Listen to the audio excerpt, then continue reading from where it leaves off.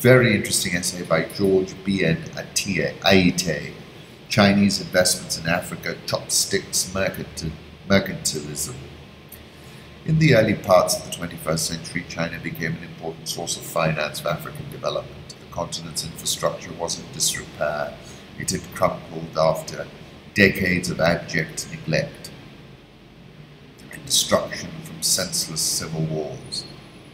A substantial investment was and still needed to rebuild this infrastructure. According to a World Bank study, the poor state of infrastructure in sub-Saharan Africa, its electricity, water, roads, and ICT, cuts national economic growth by 2 percentage points every year, reduces productivity by as much as 40%. To close the infrastructure gap, an annual spending of $93 billion would be required.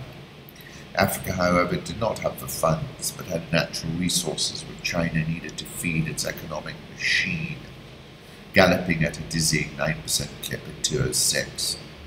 So China went looking for resources in Africa and elsewhere, wooing African leaders with diplomatic platitudes about equal terms and lofty promises of foreign aid without conditions. It declared 2006 the year for Africa and convened an Africa conference in Beijing in November. That was music to the ears of African leaders and miffed at the West's insistence on conditionalities for its aid.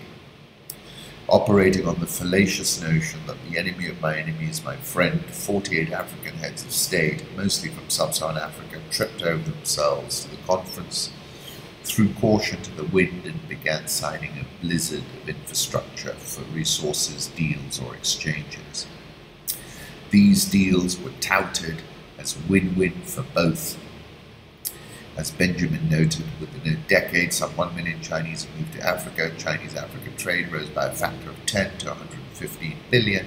Chinese direct investment rocketed to more than 9 billion from less than 0.5 billion in 2003. China is now the largest trading partner for the continent, including North Africa. Chinese trade with Africa hit 222 billion in 2014, making China the region's biggest trading partner for a 6th consecutive year. Among the Chinese projects are the Husab uranium mine in Namibia, Chinese military base in Djibouti, an $8 billion high-speed railway through Nigeria, and a $4 billion 466-mile transnational railway from Djibouti to Addis Ababa in Ethiopia, are just a few of the Chinese projects already built or underway across the continent. Chinese mining investments have increased 25-fold in just 10 years, from stakes in a few mines to more than 120 in 2015. Chinese investments in Africa did not produce the glorious win-win results most analysts had expected. In many countries, infrastructure for resources deals were of dubious nature. Under many of those deals, some shady Chinese middlemen or syndicates undertook feasibility studies, estimated the cost of the infrastructure project, and then they sought financing from China's Exim Bank. For repayment, they demanded a quantum of the African country's resources to be shipped to China, essentially a barter deal.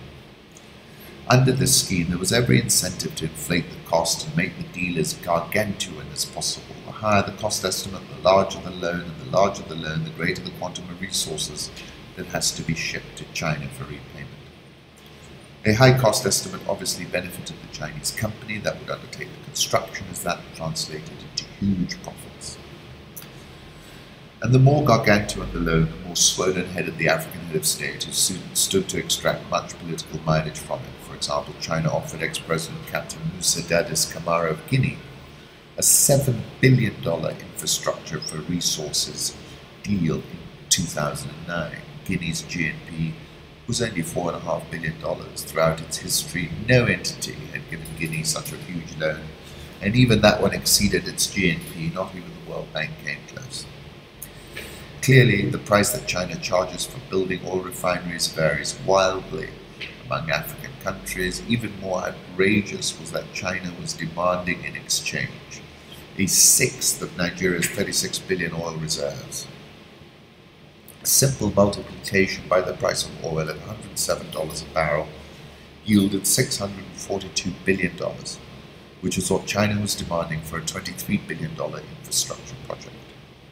A few strokes on a cheap calculator would reveal that over the 15.5-year period, 74 million barrels of oil would be shipped to China. The value at the price of crude oil works out to be 8.1 billion. Nice repayment for a loan of $3 billion.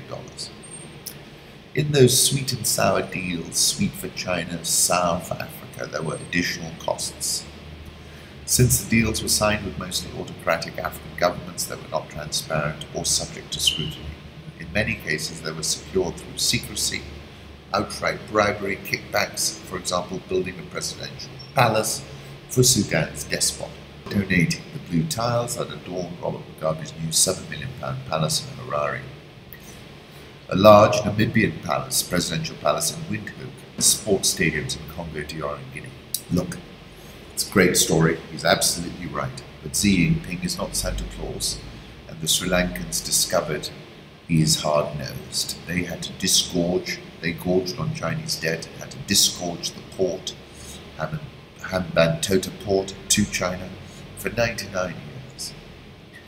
And so it's very, very clear to me that there's a certain naivety amongst our leadership